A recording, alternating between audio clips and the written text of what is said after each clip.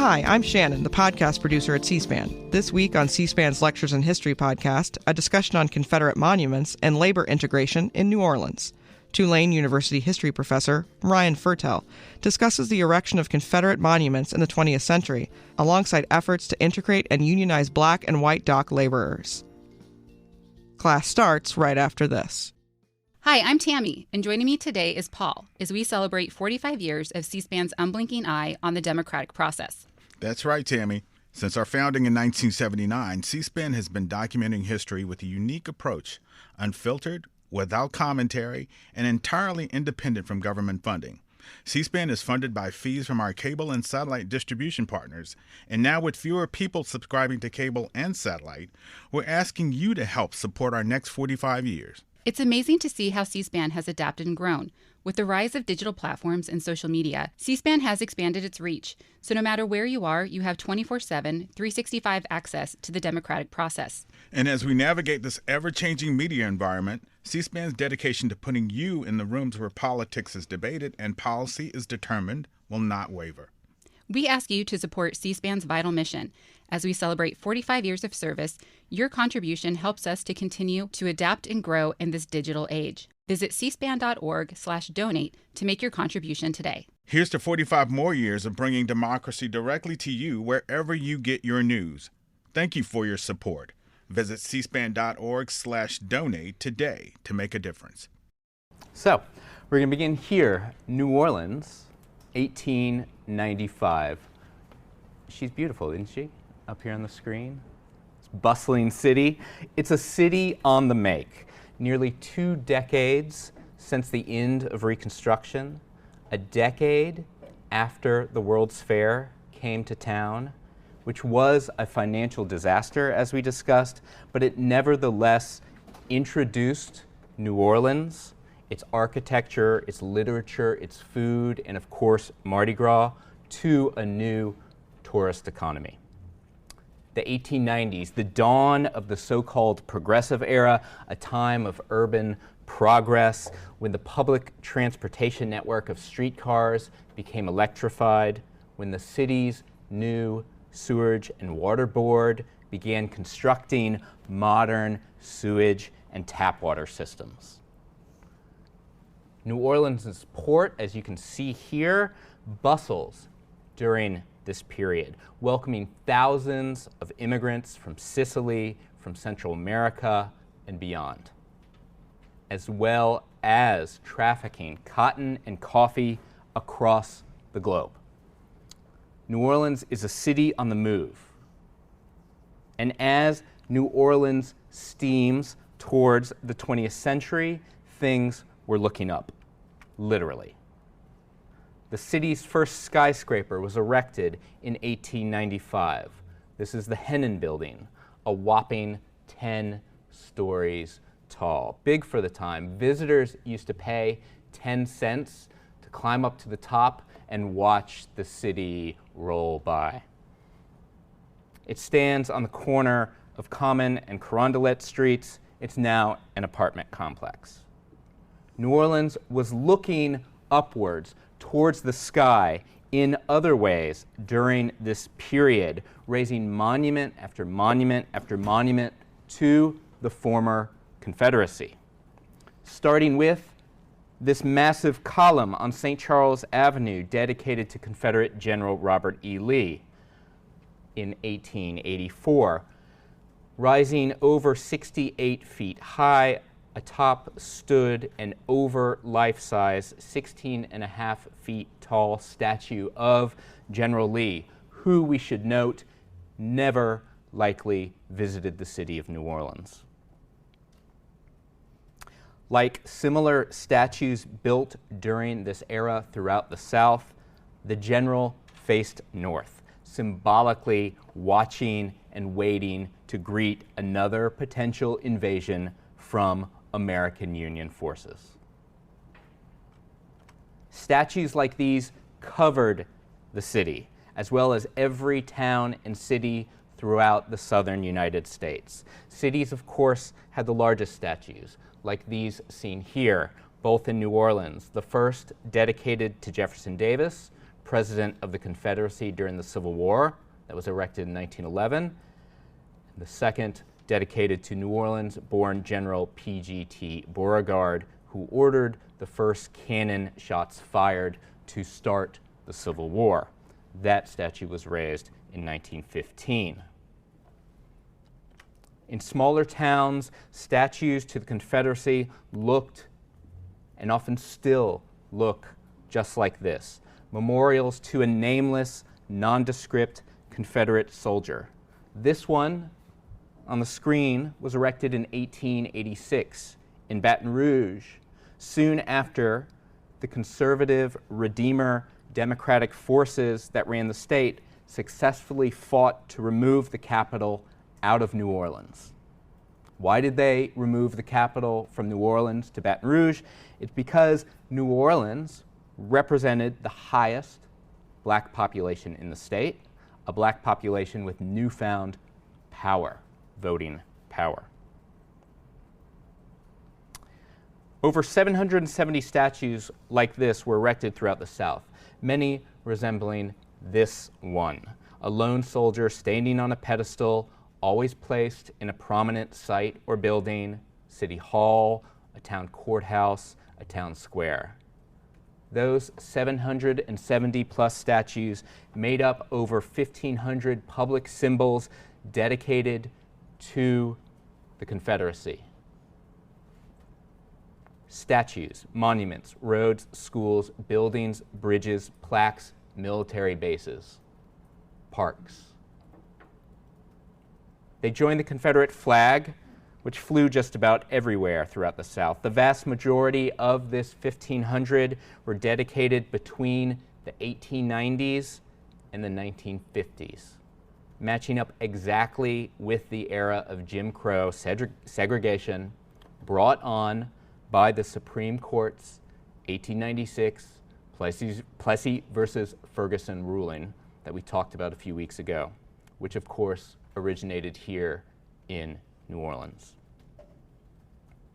These 1,500 memorials were just that, memorials to the dead and the defeated South, but they also acted as symbols built to strike fear into the souls of black Americans. These were massive totems everywhere you looked, everywhere you walked in a town or city, massive totems erected to reclaim public spaces as places solely for white Americans. Arguably the most offensive of these monuments, any of these monuments raised during this period in New Orleans or arguably throughout the South, was this one, which was built in 1891. It was dedicated to the Battle of Liberty Place, which we spoke about a few weeks ago. The Battle of Liberty Place was, of course, that violent 1874 coup, you might remember, led by paramilitary forces to suppress black voting rights by overthrowing Louisiana's democratically elected progressive Republican government at the time. This was done.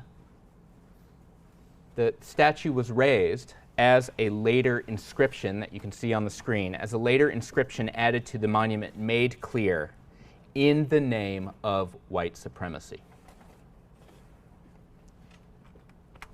But despite all of these forces pulling white and black New Orleanians, white and black Southerners apart, there were moments of real hope in the city. And for that, we need to look not up, but down to the city's docks, look at the lives of the workers, the laborers who did the work on those docks, loading and offloading cargo ships. Today's lecture will cover the up and down fortunes of New Orleans and New Orleanians by looking up and looking down. Up at the sky, as we just have been, down at the city's docks, and down at a lowly tropical fruit. and how all of this was intertwined symbolically at the turn of the century. This photograph taken in 1891 shows dock workers readying giant bales of cotton for loading onto boats and shipping all over the world. The 1890s marked the beginnings of organized labor unions on these docks, also on local and national levels.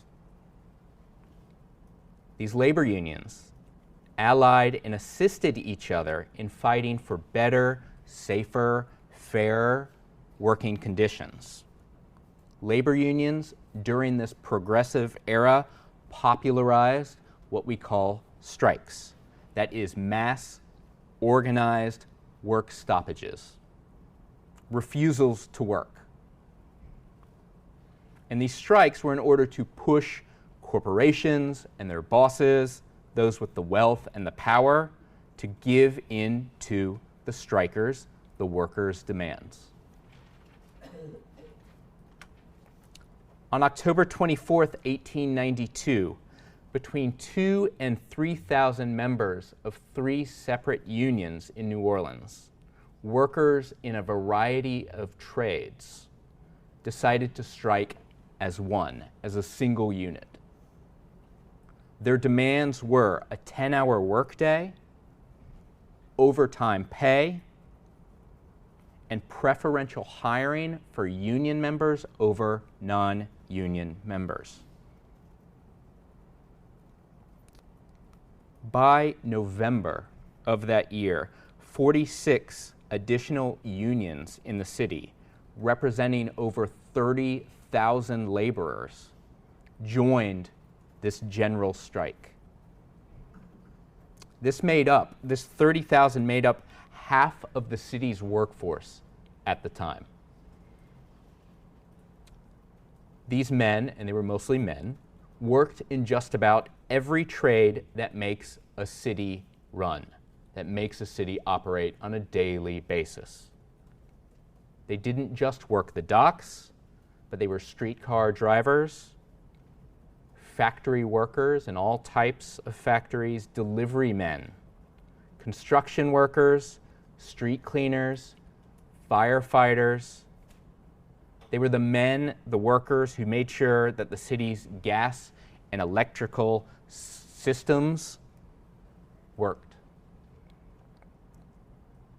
On November 8th, because of this strike, the city's gas and electrical systems failed, and New Orleans was plunged into darkness. History remembers this strike as the 1892 General Strike, which was the largest up till then strike in the nation's history.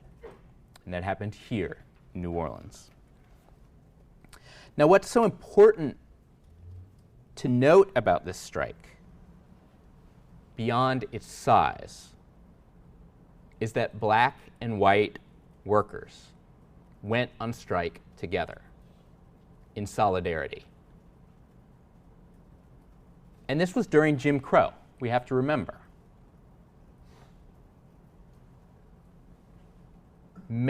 Most unions during this period were themselves racially segregated. There was a white dock workers union and a black dock workers union. But despite separate unions, black and white men worked together on the docks and in many of those other sectors I mentioned earlier. That not only worked together, but as a union, as a group, they would vote together. And during this massive general strike of 1892, they went on strike together.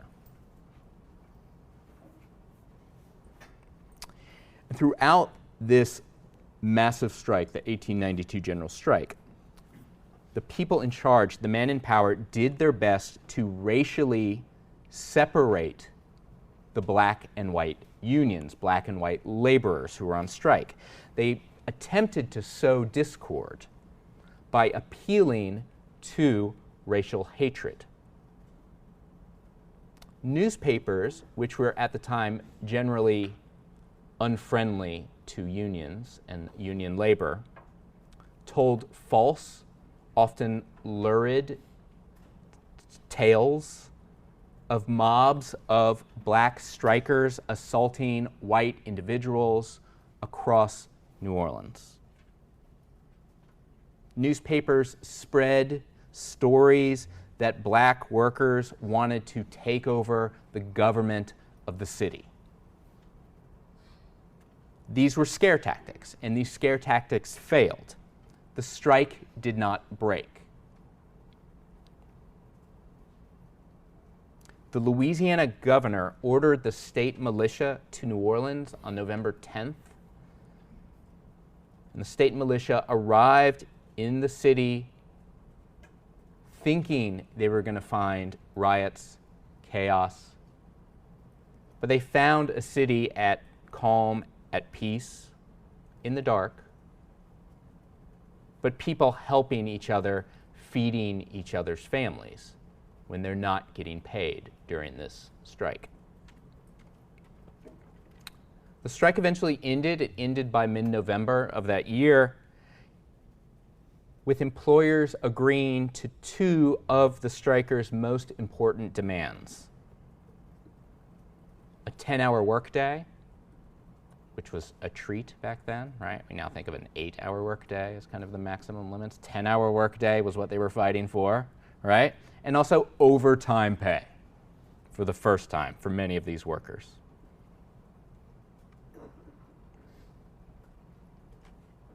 But those in power continued to try to break the unions by separating, again, white and black workers in the city. They tried through fear, through appeals to racial hatred, and by what, in labor terms, is a practice called the race to the bottom. The race to the bottom. Now, the race to the bottom is a practice where the pay of a group of workers is cut in order to force competing groups who are not working at the time to work for less. So you're continually cutting the base pay for workers. Hungry workers will always, the thinking would go towards that lower pay rate. For instance, they would fire a group of unionized white workers and replace them with non-unionized black workers, paying them less. And this happened. This exactly happened in 1895. 300 white union members were fired from their jobs in the city and replaced with black union workers. This happened on the docks of New Orleans. Members of this 300 now jobless union, these now angry white dock workers, retaliated by killing 6 men on the docks of New Orleans.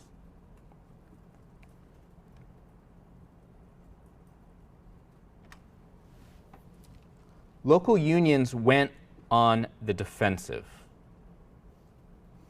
organizing in 1901 to adhere to what they called the 50-50, or the half-half system.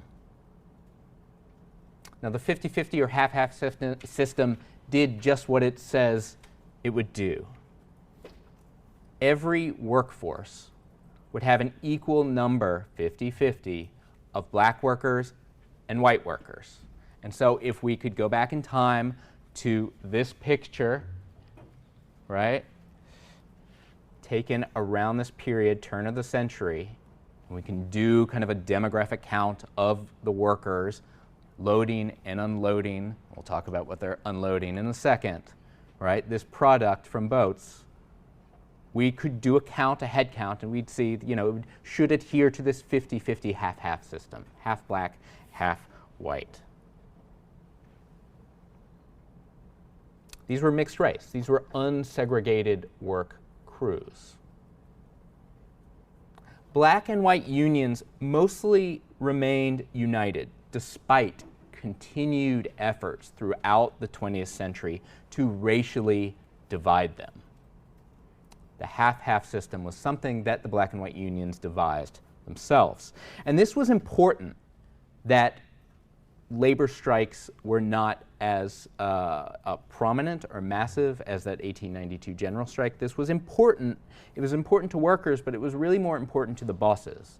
They really wanted to appeal to the workers at the turn of the century, because the fortunes of the city were changing once again. The fortunes of the port of New Orleans were dramatically shifting. And that shift was precipitated by a new commodity. And can we guess what that new commodity was that is entering the ports of New Orleans around the turn of the century? Someone say it. Bananas. We can see them here, okay? Bananas. So to talk about bananas, we have to talk about this man. Enter Samuel Zemurray, who soon became known as Sam the Banana Man. And who has heard of Sam Zemurray or Sam the Banana Man? Okay, some.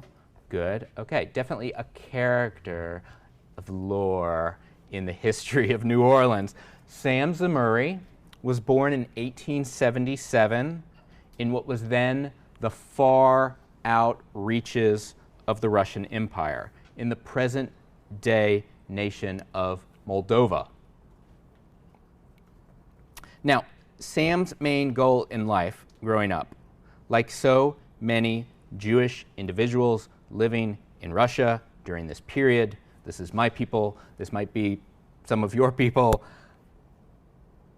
the main goal was to get the heck out of Russia, okay? Because Russia was a place of widespread anti-Semitism.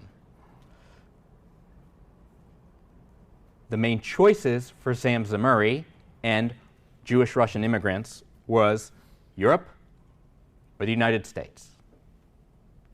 Europe, as the world would soon find out in a couple decades, would not be the best of choices. Sam chose, luckily for him, the United States. He landed in New York City in 1891. He was a young teenager. He eventually headed down south, landing once again in Selma, Alabama.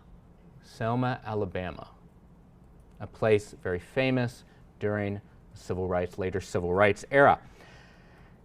So Sam Zemurray, young teen, lands in Selma, Alabama. He goes there because he has an uncle living there.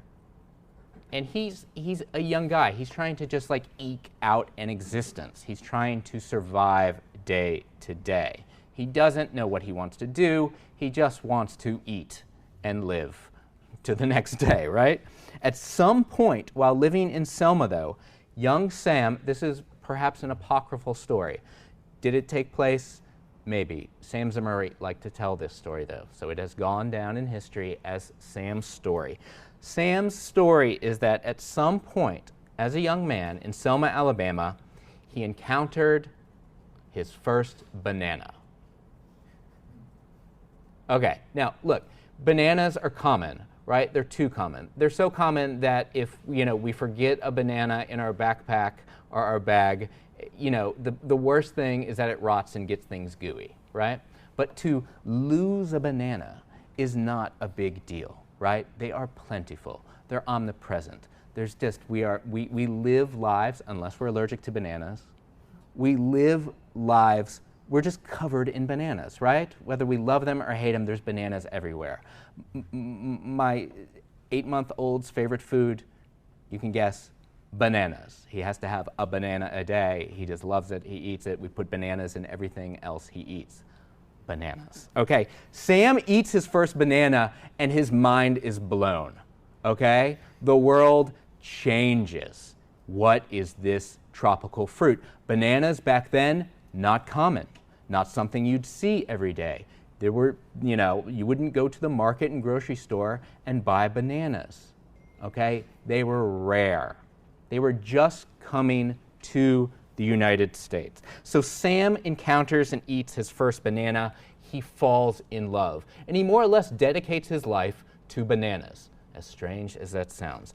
Bananas, common now, not so much then. We got to remember that. In 1895, Zemurray moves to Mobile, Alabama. Mobile, Alabama then was the closest port city to Selma, Alabama. A port city back then meant bananas. Bananas would come in via the port and end up wherever bananas ended up throughout the United States. Sam quickly learned that bananas have an inherent banana-y problem. Okay? What is the problem with bananas? They rot, right? They ripen too fast. They turn brown. They turn sticky. They turn to goo, right? Gross. And according to lore, Sam Zemurray began picking up loose, brown, too ripe bananas along the docks of Mobile, Alabama. Tossed off bananas. Bananas that were worthless to the main purveyor, the main shippers of bananas into the port of Mobile. He began picking up, collecting these bananas, probably eating a few of them himself, and he sold them for cheaper than the market's yellow bananas, the fresh bananas.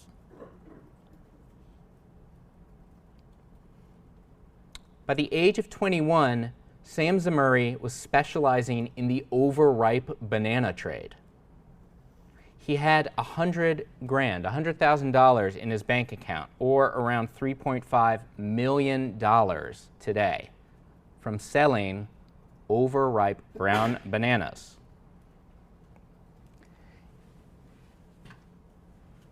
In 1903, he joined forces with the United Fruit Company. The United Fruit Company was a big player on the banana scene, for sure, but really in the tropical produce import business in the United States. When Sam Zemurray links up with United Fruit is headquartered in Boston, Massachusetts. A port city, yes, but far away from the places where bananas were being grown, Central America, specifically Costa Rica is where United Fruit was doing most of their business in the early days. Zemurray links up with United Fruit and expands the banana business, United Fruit's banana business, from Costa Rica to Honduras. And he starts buying up land across Honduras, converting land, farmland, that grew all types of other crops before, to land that would grow just one crop, bananas, bananas, bananas. Under Zemurray's direction, Honduras and Costa Rica became, more or less, these two nations became vast banana fields, vast banana plantations, growing little else to support the people who worked there. By 1905, Sam had moved United Fruit's operations to New Orleans. This made total sense. It was closer to Central and Latin America, where bananas are grown. The port of New Orleans could also handle the booming banana trade that Zemurray was instituting, the millions of bananas processed under his control.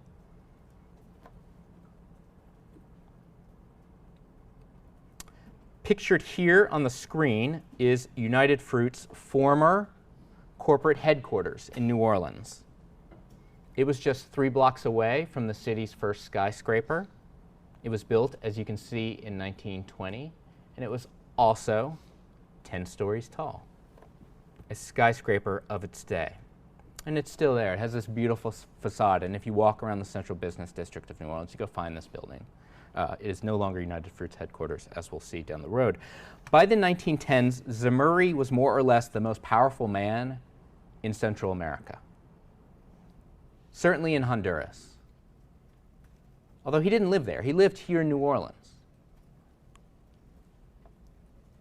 In 1912, he even, with the help of the United States government, enacted a coup, a military and political coup, that tossed out the Honduran government and replaced it with his own personally installed, hand-chosen president. This president answered directly to Sam the Banana Man. If you've ever heard the term Banana Republic, not the clothing outlet, right, but the political, social, economic, international term, Banana Republic, this is its origins. It's a term that means just on the very basic level, a politically unstable country with an economy dependent upon the export of its natural resources. Honduras was Sam the Banana Man's Banana Republic. It was a nation, a country built on sending bananas to the United States, which would then send bananas everywhere.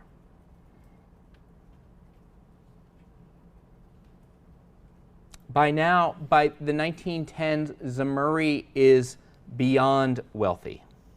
He has his own shipping line, nicknamed the Great White Fleet, which operated not just as a import-export banana shipping line, but it also transported people all around the map seen here. He had his own personal army that, at his call, could go down to Central America and get what he needed done. United Fruit and Sam installed similar banana republics in Guatemala, Costa Rica, Colombia. Throughout Central and Latin America, United Fruit was known as El Pulpo, the octopus, for the far reaches of its tentacles. Not to be outdone, the Standard Fruit Company, which was United Fruit's big rival on the fruit trading scene of the day, early 20th century, Standard Fruit Company set up its own banana republic, specializing not in bananas, but in pineapples. Can anyone guess? Does anyone know where? Yeah. Hawaii. Yes, Hawaii. Thank you. So Hawaii was Standard Fruit's banana republic built on pineapples. These United States corporations basically owned several nations during this period, owning these Central American nations.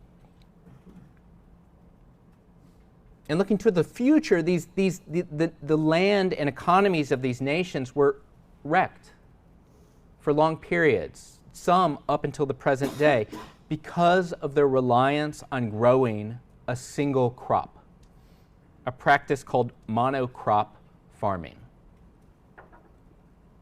Sam Zemurray could exist on bananas. Not that he only ate bananas, but he built a life on bananas. People in Honduras and Costa Rica, Colombia, cannot eat just bananas. But often in these places, that's all there were after United Fruit was done with them, just vast banana fields. Banana field laborers throughout these nations worked in slave-like conditions, it must be said, often at gunpoint. Untold thousands of people throughout the Caribbean, throughout Central America, were killed in coups, political coups, military coups, counter-revolutions, and civil wars. The most notable of these events happened in November 1928. And it's portrayed in this really beautiful mural by Diego Rivera. It was painted a few decades later. And what this painting is portraying is this event in November 1928 when banana plantation workers in Colombia went on strike for safer working conditions. United Fruit, which ran this vast banana plantation, refused to negotiate at all with the strikers. And United Fruit pushed their puppet Colombian government that was in charge of the country to send in the army to break up the strike. Up to 2,000 workers were slaughtered in the fields, just shot down in the fields by the army. This became known as the Banana Massacre.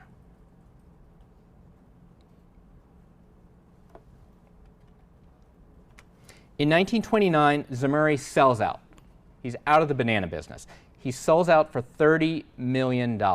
We can go look up what that's worth today. 1929, a massive, massive amount of money. And it made him one of the world's wealthiest men. But unable to peel himself away, that's a banana pun, unable to peel himself away from the business, from the power of the banana, he returns to the company in 1933 when he stages a hostile takeover of the United Fruit's board. And he did this because the company's stock had dipped tremendously during the Great Depression. And when he stages this takeover of the board of United Fruit, he installs himself as president, just like he was installing presidents throughout Central America throughout his career the decades before. He installs himself as president, an office he holds until 1951, quite a long time. The following year, 1952, United Fruit and the CIA install an anti-communist, pro-banana coup in Guatemala, eventually leading to a civil war that lasts up through the 1990s, and whose effects, I just got back from Guatemala, whose effects are still being certainly felt today, politically and socially, economically for sure. By then, by 1996, the United Fruit Corporation had changed ownership and names to become known as, does anyone know the name of United Fruit today, what corporation it became? Yeah. No, not Dole. Close, that's Standard. What? It's Chiquita Banana. You're exactly right. So United Fruit transforms after being bought and sold to Chiquita Banana. Sam the Banana Man dies a decade after finally leaving the presidency of his business. He dies in 1961, and he lives the last 50 years. He lives the last 50 years of his life in arguably the most opulent mansion in the city of New Orleans. A palace of a home that most New Orleanians, going back to the theme at the beginning of the class, most New Orleanians throughout the 20th century and up until today can't help but look up to, because it's a dang big home. You might recognize it. Of course, it's right down the street from us. Upon his death, Sam Zemurray, Sam the Banana Man, donated this home to our university, to Tulane University, where it becomes the residence of Tulane's sitting president. We're not done yet. New Orleans's dock workers' unions would remain racially segregated up until 1980. Up until 1980. By then, United Fruit, which is now headquartered, I believe, in Switzerland, the Chiquita Banana brand is owned by this multinational conglomerate, right? It's in Switzerland. But by then, by 1980, United Fruit had moved its banana traffic, its main port, east to Gulfport, Mississippi. Now, why to Gulfport, Mississippi, which is not a very big town at all? Well, there's two reasons. Gulfport, Mississippi, the ports there were more easily accessible to the railroads that would then filter those bananas out across the country. And two, it just made more sense for these boats coming in from Central America up the Gulf to not go up the Mississippi River and travel to New Orleans, but to just park themselves along the Gulf at Gulfport, Mississippi, which is a town, a city, where its name gives away its founding purpose, right? It's a port on the Gulf of Mexico.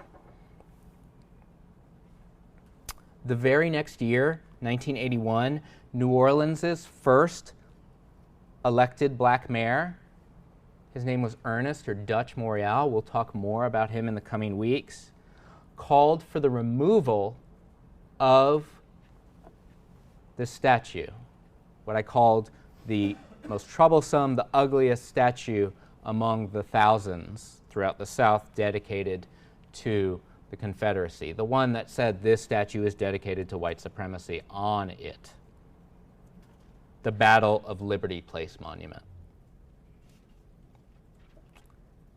That removal is a complicated episode, one that drags on for several decades. It is eventually removed, but that will not happen for another 36 years. An episode that we'll turn to next week. Thank y'all. Thanks for listening to this week's Lectures in History podcast. To find even more history content, visit c-span.org/AHTV.